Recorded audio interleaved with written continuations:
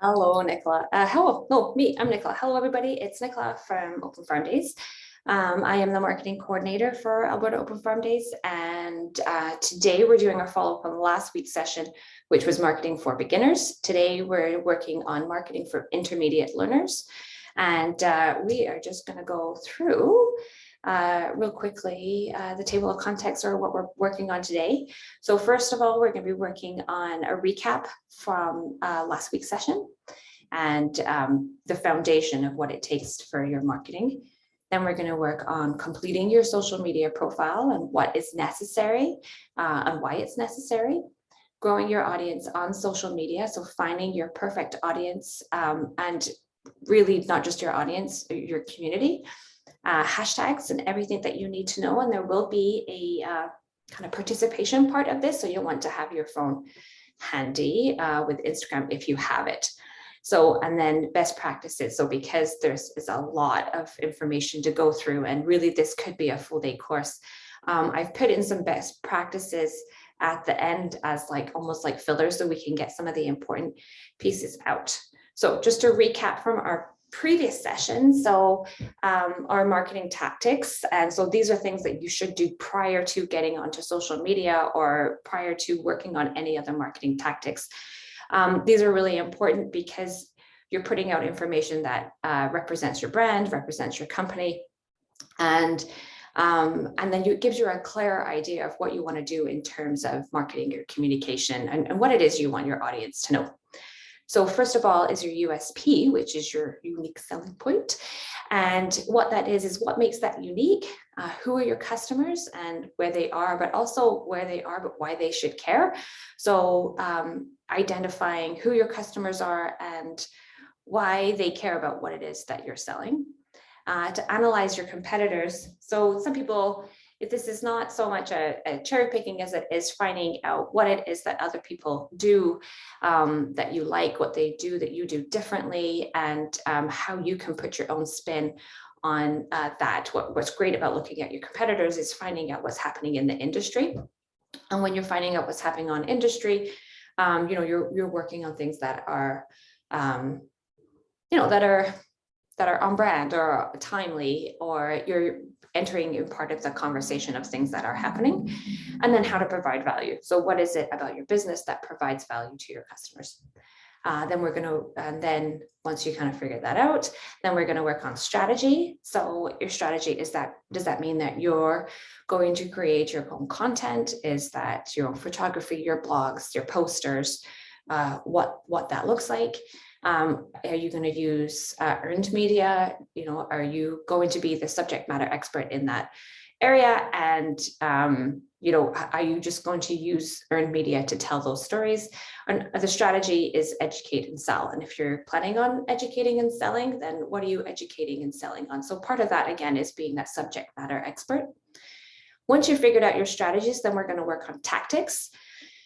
So you know what it is that you want to say and how you're going to say it. So tactics could include events. They could include social media, print media, news media. So social media is only one small part of a big marketing pie. We could add in things like tactics could be influencer marketing. They could be partnerships. They could be lots of different things. So you need to figure out what it is that you're going to do to get the word out about your business and create your community.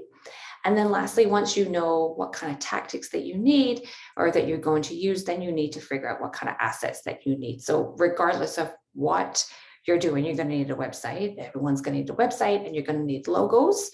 And then you will also need photography and videography, and you're going to need to figure out who your audience is for that. Each asset, so those are the basic ones, but for, let's say, photography and videography, you can use those for social media. You can use your photography for an earned media. You can use your photography for a presentation. If you've got a stakeholders meeting, those are all really important pieces. The videography are great for YouTube. They're great for social media. And when you're doing news media, they're always looking for B-roll, and you have that handy, and you get to control that messaging through your videography. So now that we're all clear on the beginnings, because we've done all that homework from last week, we're now going to set up our social media profile. So from what it looked like in the surveys, most people here, with the exception of one, have already got a social media profile. So some of this should make sense, but what's important to note is that both Facebook or Meta and Google have said that they use these profiles as part of their search engine capability. So if someone is looking up, grass finished beef Alberta, they're looking at your profiles, your social media profiles, to find those pieces of information for your audience. So filling these pieces out is vital. But not only that, they're giving you an opportunity to enhance your customer service and enhance your business. So it's a bit bananas if we're not using the tools that they give us. So if they're going to give you some free tools to be found here, then let's use them. So first of all, we need to fill in all the spots. So it's not good enough to just have the page and not do anything with it. It really doesn't take a ton of time to fill it out, but the time that you put in really is worth it.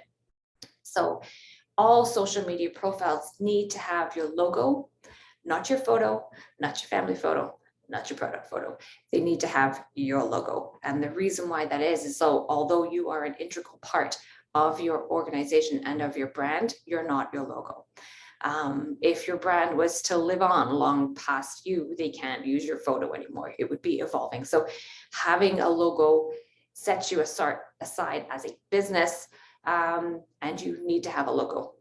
You need to have a website. I know I keep rattling on about that, but a website is an asset that you own. You can sell products on it. You need to have a website, and then you can direct people from your social media profiles to your website because you own that. You need to have an address. That's really important if you have a farm store, or if you have events. That's really, really important. One thing that we did talk about last week was that Google doesn't know who you are. They don't really care.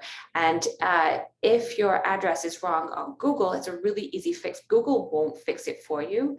And if it's in the wrong spot, it really is up to you to put that in the right place. And that way your customers can find you. If you've got an urban customer that is not used to rural roads, they will be using Google Maps or Apple Maps to try and find your business, sending them directions of turn down Range Road 2 and then turn left and then hit the blue stick and then do a U-turn. They're not going to do it. They're just not going to put the effort in to find it. They will put the effort in if there are correct directions using a tool such as Google. So in saying that, funny story, Facebook doesn't use Google for their maps. So you've just spent all this time and effort putting it into Google. Hopefully it's a little bit easier for you to do that into the Instagram maps. You just need to, once you've got your longitude, latitude, and your kind of few key features, put that into. Email or phone number, either one is important. You may not want people to have your phone number and calling you while you're out doing chores. But having an email is definitely important, or vice versa. If you don't want them emailing you, you'd prefer them to call, have that in too. What we're looking at here is that your social media should be an extension of your customer service. If you were to go to a Facebook page to try and reach out to an organization, what would you expect to find? And then put yourself in the customer's shoes, and they're going to your Facebook page. What should they be expecting to find?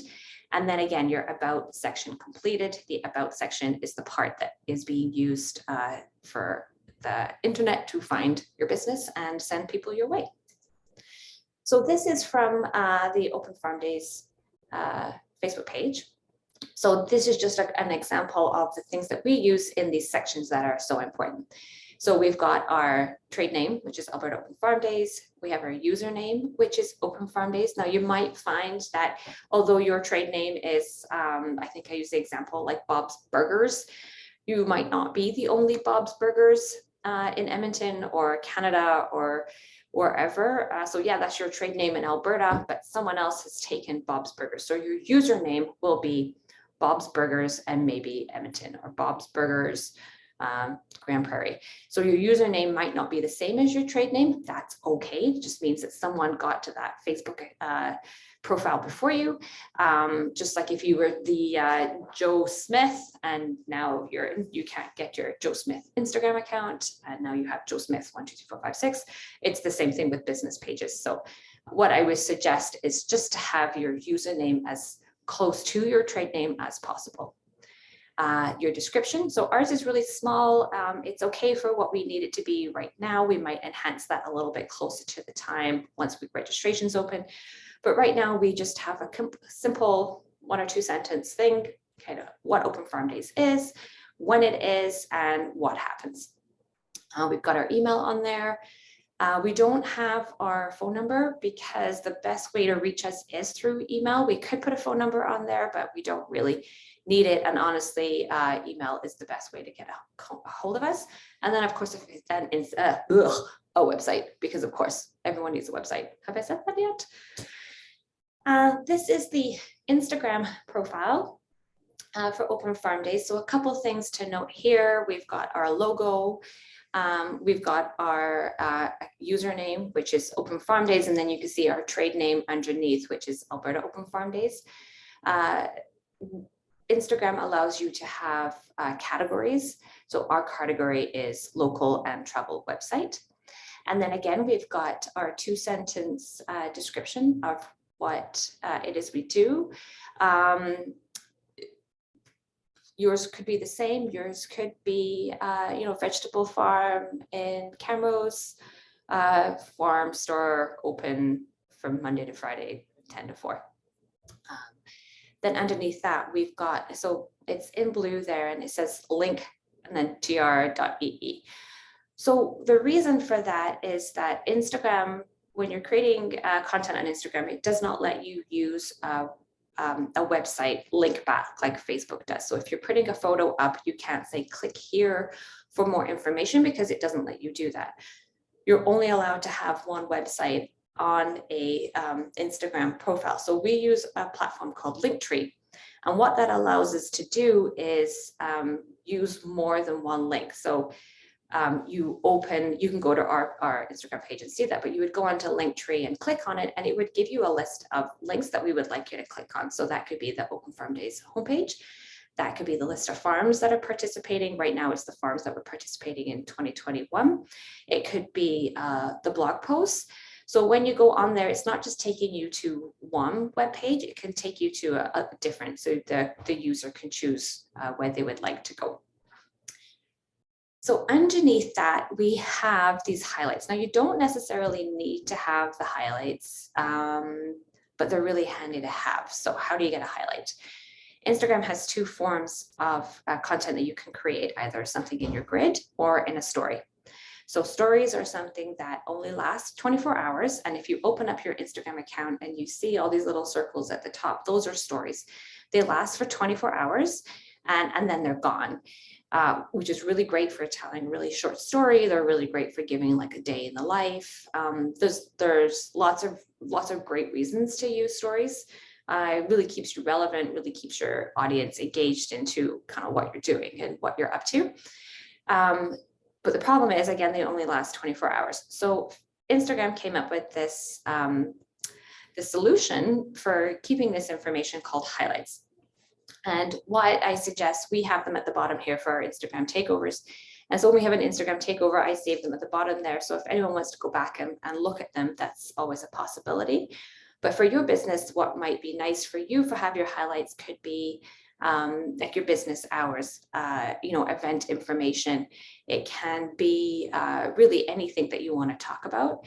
So for an example, the restaurant, again, we could have weekly features and you could do it on Monday. You could do a couple stories about what our weekly soup is this week or sandwich, and then save that at the bottom to a highlight. So something to note though, that when you use a highlight, it moves. So let's say, for example, you can see here Hartel is the second highlight, so the second circle there. If I was to create a story and following up on Hartel's Instagram takeover, I would create a story, I would tag Hartel, and then I would save it to that highlight, and it would kind of populate into the collection of stories that are stored in the highlights. Once you put some new information in that highlight, it will move. So if you put a new story into highlight, it will now switch spots with forage and farm, and it will stay there until something else happens. So let's say I put something in Triple Lioness there, then Triple Lioness will then move and take Hartel's spot. This is important to know that if you're creating content that needs to live and stay like the top 3 highlights there, like, you know, whether they're your hours or the menu items or whatever, is that you need to update them regularly in order to keep them in the top 3 if you're constantly creating stories and then saving them to your highlights. If you have any questions about that, I know it seems really convoluted. It's super easy, but if you have questions about that, sometimes the best thing to do is just play with it. But if you have any questions, just let me know. All right, growing your audience. So remember, social media is social. All right, did I do this right? Okay. So when we're creating our audience, what we're actually doing is, yes, creating an audience, but what we should be doing is creating a community. So when you're building your community online, you must go back to your unique selling point and what value you're bringing your community. It's not good enough to say, well, everyone needs canola oil, so I'm selling to everyone. That's not who you're selling to. You're not selling to everybody. You're selling to your audience. So part of finding your USP is finding out who your audience is and why they would buy from you versus anybody else, and finding out directly who that audience is. Are they an audience that prefers to shop from farms? Are they a person that prefers to shop within Alberta? Are they an international purchaser who thinks that you have the best thing ever? And so that's for you to figure out. Once you figure that out, then we can work on to building our community and how we can help them.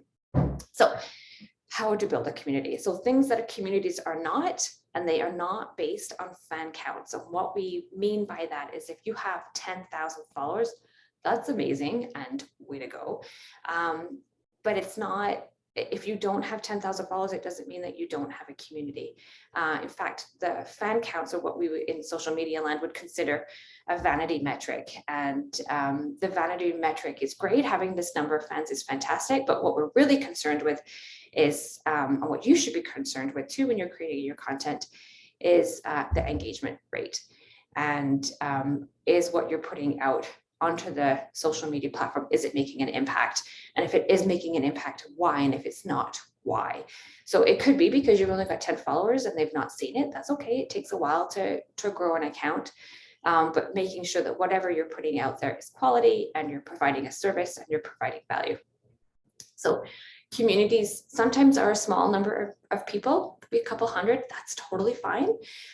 Their communities are looking for similar interests. So whatever it is that you're providing, they're interested in that and are looking to you to provide interest on that. Communities are supportive. They want to help you. They want to, if you've got something great, communities will be excited for you and be supportive of you and congratulate you. So that's what you want in a community. Communities are curious about what it is that you do. So when you're putting something out on Instagram stories, let's say it's lambing season and they're really excited about what it is that you're doing and they're curious about why it is that you're doing. That way, once they start getting curious, then we know that we're starting to build trust, or what we call a social proof. We're proving that you're a real person and we're proving that what you're doing is legit, and building that trust is paramount to creating an online community.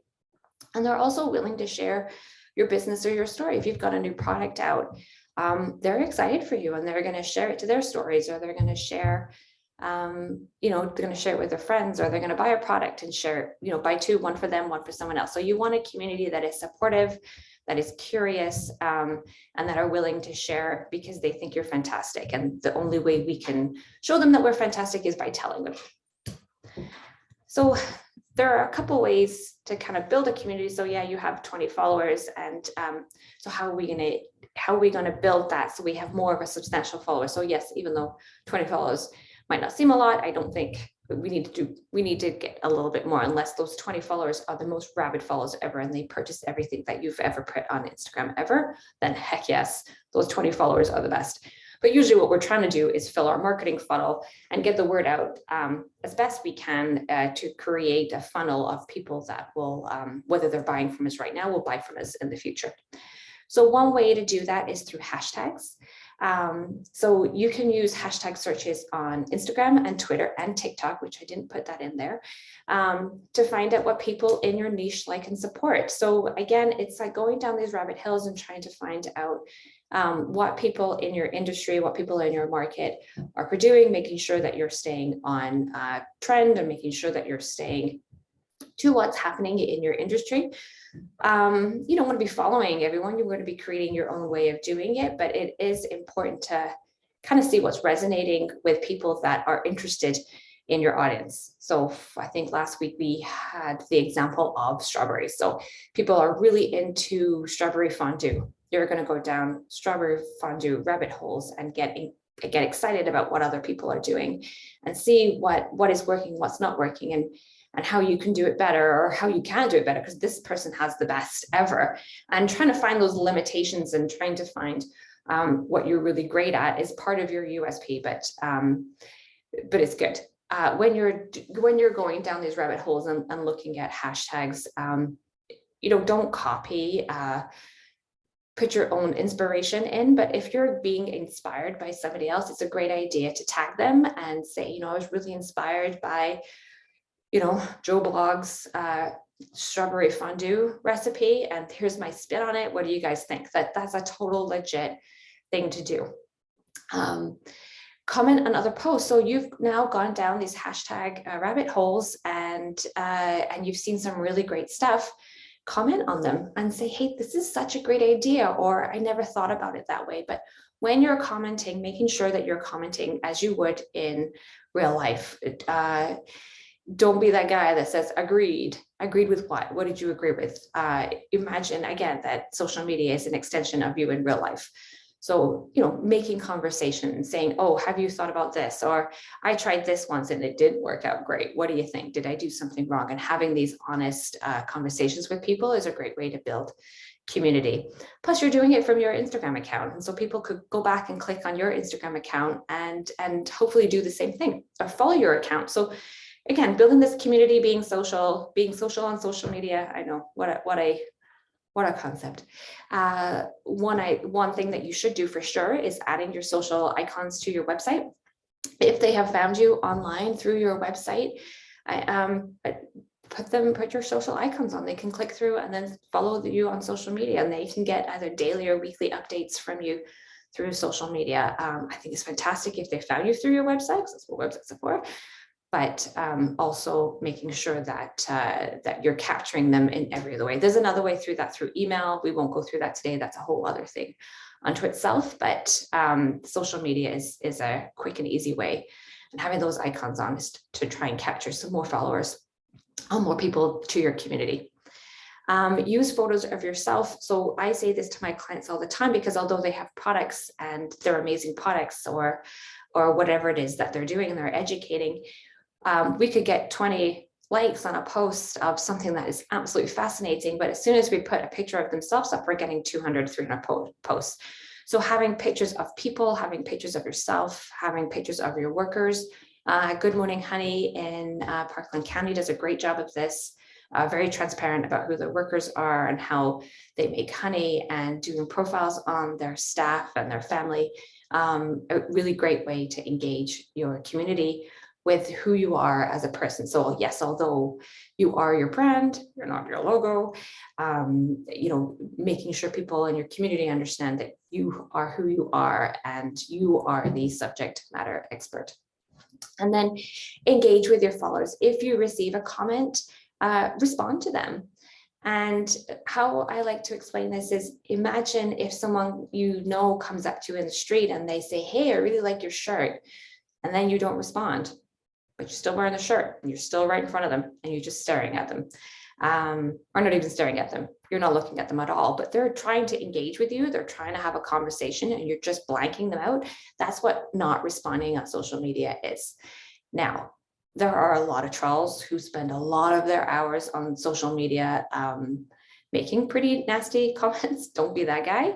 But if there's a really easy way to hide their comments on Facebook. You can't really do it on Instagram as well, but hiding their comments on Facebook kind of gives you some peace of mind without starting World War whatever on your Facebook account. It's never good to engage with trolls. You're never changing anyone's mind. So if that happens, that's a whole other story altogether, but basically ignore them. You are not changing their mind. They are not going to change your mind.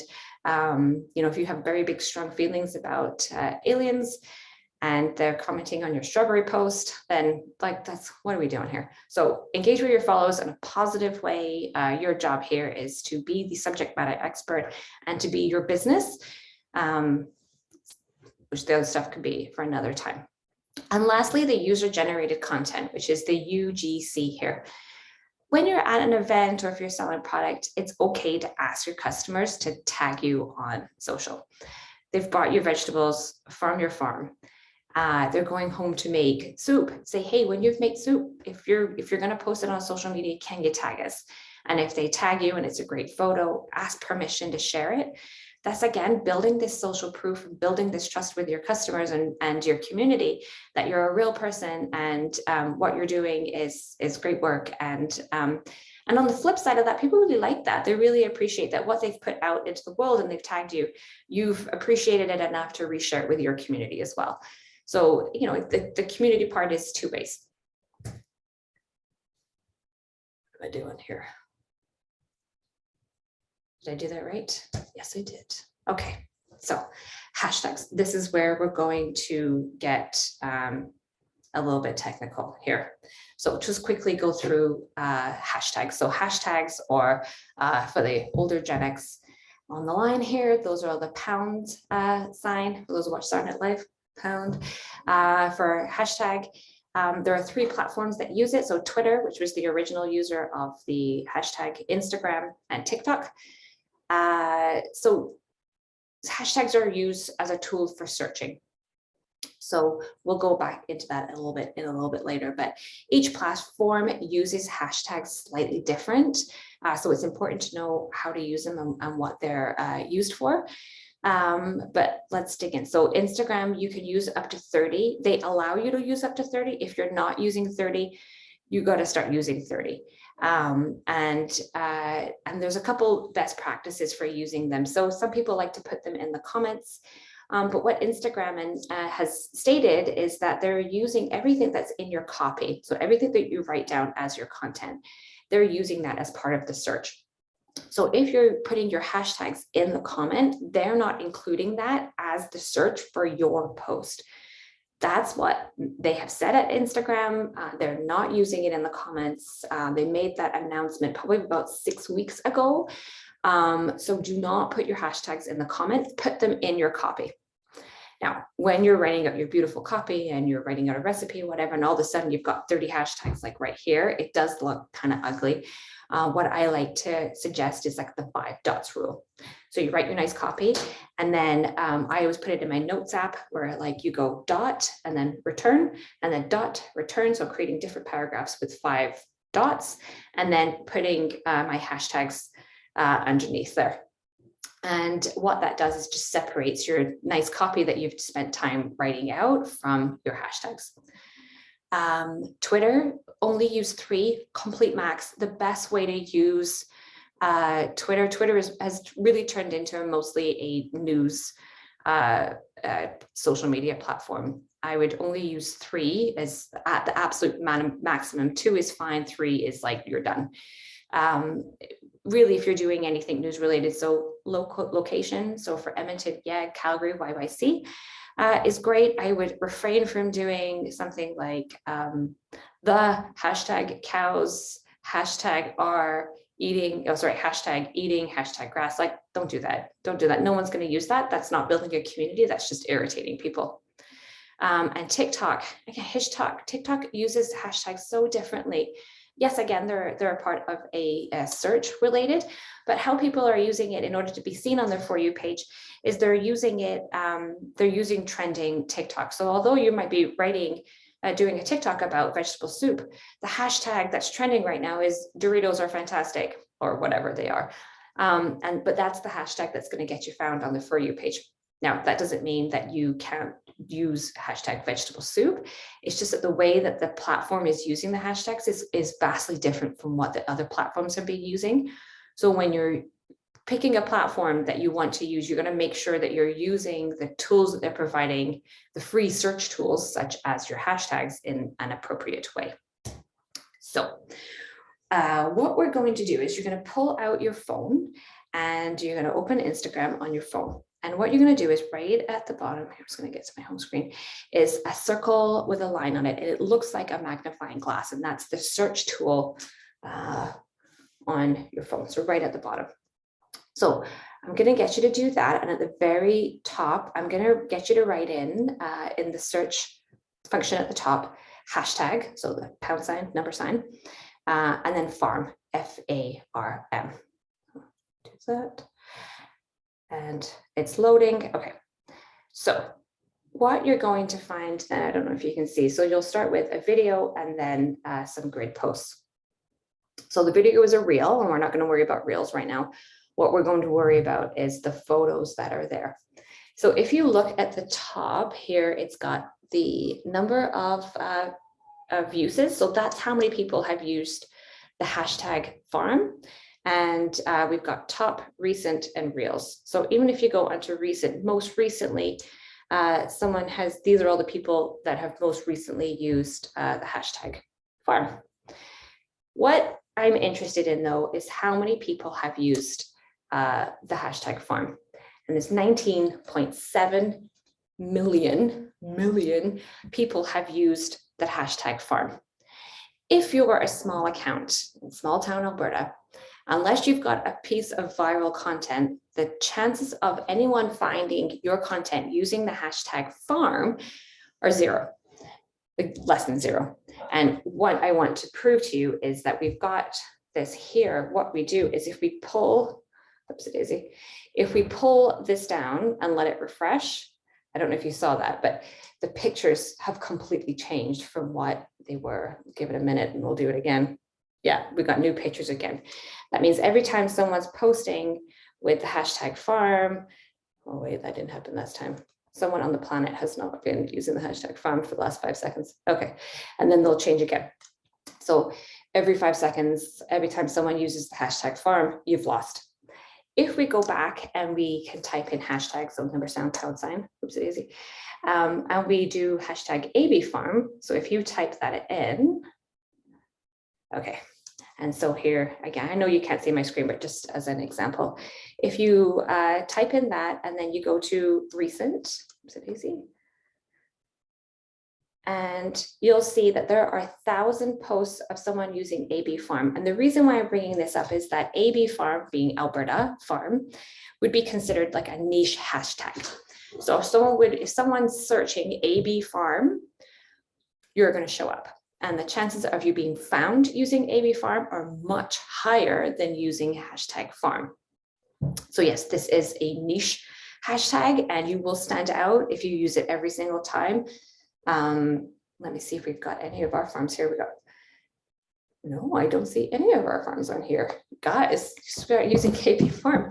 So if you're using a hashtag like AB farm, then if someone's looking in that niche, they're more likely to find you. And the idea is if you're finding your niche, you're finding your customers. So there could be lots of things. We can use hashtag strawberry fondue, whatever is your niche, finding it. Now in saying that, we've got 30 hashtags that we can use. So you don't just want to use the small niche hashtags. We need to use some of the bigger ones. But if you're using a bigger one that has 19 million users, you're going to get lost. So the recommendation is not to use a hashtag that has more than 500,000 uses. I would say less than that. I think it's better to use something that's less than 300,000. There are some exceptions where it comes to location specific. But I would still try and keep your using a hashtag that has less than 300,000 uses. An example of that would be in Edmonton, YAG, or Calgary YYC. Some great ones to use if you're interested in landing in The Edmonton food community or our Calgary food community would be like hashtag YEG foodie or hashtag YEG food or YYC foodie, YYC food. And then you would end up in that kind of food stream. But those two, I'm finding after using those two streams, things can get lost in there pretty good. A lot of people are using those hashtags. So, but if it's only one in your strategy of 30, then that's okay, because they can find you through the other 29 hashtags that you're using as well. So, any questions? No? Okay. One thing I did want to point out though, is for Open Farm Days, our official hashtag is hashtag AB Farm Days, but that doesn't mean that people are using it. They are also using hashtag Open Farm Days. They're using hashtag Alberta Open Farm Days. They're using hashtag AB Open Farm Days. So it's my job now to make sure that we're following those hashtags and we're following AB Farm Days and Open Farm Days, because even though we have our official one, doesn't mean necessarily that people are using them, and you got to go where your customers are. So if our customers are using hashtag Open Farm Days, that's where we have to be, and making sure that we're using Open Farm Days in our content, because that's what our customers are using as well. So best practices. So again, like there's so much to cover today. I just wanted to make sure that we were trying to get some of these pieces in as we're running out of time. So I'm just going to go real quickly through some of the things that I think are really important, but because of time constraints, I don't have time to go into. So when you're planning for your marketing plan and for social media or your marketing campaigns, please remember that your job is to provide value to your customers or community. That's your ultimate goal. You want to be building a community and building your audience around people that can trust you, that will purchase from you because they know that people want to purchase from people. They want to purchase from stories, so that you're providing value and you're providing great content. Comment and engage with others online as your business. Again, we're being social as part of being social media. That we're sharing content on social media to build a community. So yeah, you're sharing your content, but you know what would be really great is if you've got a farm down the road that has this really great honey, and you'd be like, you know what, guys, these have the best honey ever. And sharing that community, sharing that content also builds that community. So you can share that on Facebook, you can retweet that, and then on Instagram, you can share it to your stories as well, and tag them and let them know that you've shared their content and you think their stuff is the best. Follower numbers do not equal success, and I'm going to need you to rely on engagement. So if we have 100 followers and you have an engagement rate of 20, which means you've got maybe 15 likes and 5 comments, your engagement rate is 20%, which is phenomenal. Usually around Facebook, it's maybe less than it's around 1%. On Instagram, it's a little bit higher. So if you have an engagement rate of 20%, that's phenomenal. Way to go. Like, you're doing awesome. One thing to point out though, as your numbers grow and as you get to these 10,000, 100,000 numbers on Instagram or Facebook, Zuckerberg and Meta, what they really want to do then is like, this is now a big account. You are now, a big account. You're a celebrity. You're really a social media influencer in terms of what you're putting out to. They will rely now on you putting out ads, and so they will organically reduce the chances of you being seen on the home feed. So it's almost better sometimes to be a micro influencer because you're not being kind of penalized for having a big account. But again, there's no shame in having a big account. It just means that you just have to be a little bit more careful in crafting your message to make sure that your engagement level doesn't fall too low, and sometimes not because of what you've done, just a consequence of being successful. So that's another aside. Does my content align with my business plans? So I think what the example I used last week was the strawberries. I don't know why I'm so stuck on strawberries, but if your business is strawberries and you're really into aliens, should alien theory and strawberries interact? No controversial alien stories should technically enter your business. This is a business. this is a business. And so if you were to ever sell your business, what would they do with all your alien content? Like no one cares. So have a personal account and keep your personal account full of all the stuff that you care passionately about that are not about your business. It doesn't matter. I don't really care what your personal account is for, but for your business account, you're always thinking business. You're the face of your business. And yes, unless you're a subject matter expert in that, please try and keep some of the controversial or some of the kind of like, does this really fit stuff out? Your customer has come to see you for a certain type of content, whether that's your expertise in an area. So if there is a controversial topic, try and keep it to your subject matter expert. Again, the strawberries. If there's something controversial going on with the strawberries, then absolutely this is your place to chime in and say the tax on strawberries is too much, or the chemicals on strawberries are too good. I don't know. But that's your time and place. All other personal opinions should stay on your personal profile. The other problem with that too is that you don't want to invite the trolls onto your account. This is your business page. This is your livelihood. Try and separate the two unless the two connect in a way that makes sense for your business.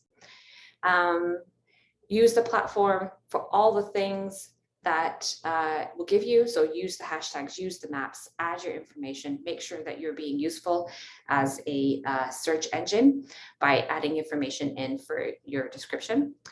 Tag businesses when relevant. So if you're in the foothills, tag your tourism association. Always tag Open Farm Days if it's farm related, if it's agriculture related. Don't tag them all the time. They won't like that. That would be considered spamming, but it is appropriate to tag businesses when you're talking about things that are relevant in their field.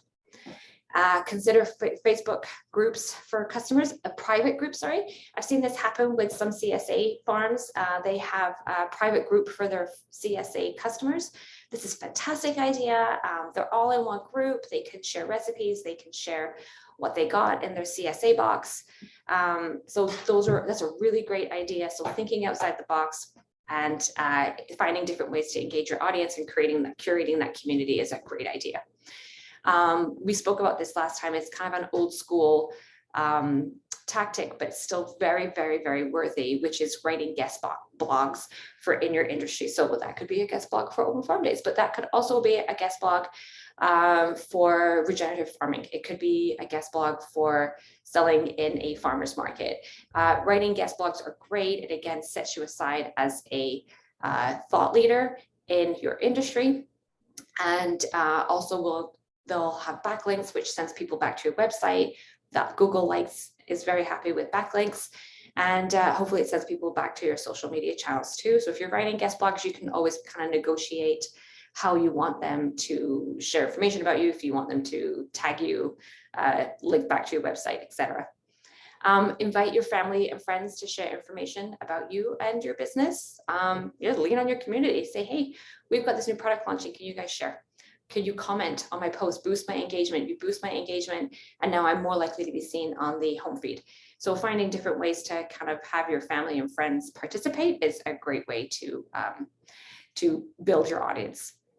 And if you're feeling overwhelmed by posting and creating content, use a calendar, usually the one on your phone. If you're a big Excel person, create an Excel spreadsheet with things that are going on. So things to consider would be important dates. We've got Ag Day coming up on February 22nd, and trying to find some of these dates, which would be really great content for you. But also, it's also really great to kind of get on the fly stuff as well. So that's what's great about Instagram stories. I think that's it. I know that's a lot. So any questions? I know there's a question about hashtags. Can you use the same ones every time? I mean, you can, but I wouldn't recommend it, especially if the content that you're sharing is different from the previous post. You can use like certain hashtags, so such as like let's say Yeg Foodie. You can use that on every post. But if you've got a post about regenerative farming and now you've got a post about apple pies, like that post should include hashtags from the content that you're talking about. So you've got regenerative farming, grasslands, and then a recipe for apple pie, they don't really make sense. So you need to make sure that you're curating your hashtag strategy around content that you are creating. All right, I think that's it. So looking forward to seeing you guys next time. We're talking about advanced. We're going to be talking about Instagram Reels and how to make them. Instagram is really favoring Instagram Reels right now as a competition for TikTok, but you can create Instagram Reels and then use that content on another platform. So I'm going to show you how to do that. And we're also going to be talking about talking to media and if a reporter calls, and that's it. So if you have any questions, please feel free to email me. That's my work email below my website, or you have my email through the info@albertaopenfarmdays.ca. And I think that's it. So have a great day, guys, and we will see you next week.